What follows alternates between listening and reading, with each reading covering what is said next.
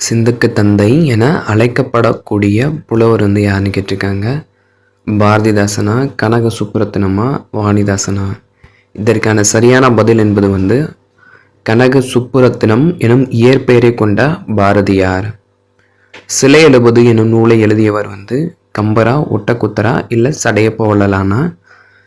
சிலை எழுபது, ஏர் எழுபது, சரஸ்வதி அந்தாதி, சடகோபரந்தாதி முதலிய அனைத்து நூல்களையும் எழுதியவர் வந்து கம்பர். வழிமிகின் வழியில்லை என்று காற்றை குறித்து ஐயூர் முடவனார் வந்து எந்த நூலில் சிறப்பித்துள்ளார் அப்படின்ற மாதிரி கேட்டிருக்காங்க. புறநானூறா, அகநானூறா, நாலடியாரா? இவ்விடத்தில் வரக்கூடிய வழி என்ற சொல்லின் பொருள் வந்து காற்று. இதனை குறித்து வரக்கூடிய அந்த நூல் வந்து புறநானூறு 51. உலக காற்று நாள் வந்து ஜூன் 15. உலக காற்று நாள் என்பது வந்து ஜூன் 15. ஒரு நிமிடத்துக்கு எத்தனை முறை வந்து ஒரு மனுஷன் சுவாசித்த காற்றை வெளிவிடுகிறான் அப்படின்ற அந்த கணக்கு மட்டும் கேட்டிருக்காங்க. உள்ளிழுக்கிறான் இல்லை, வெளிவிடுகிறான் அப்படின்ற அந்த கணக்கு மட்டும்.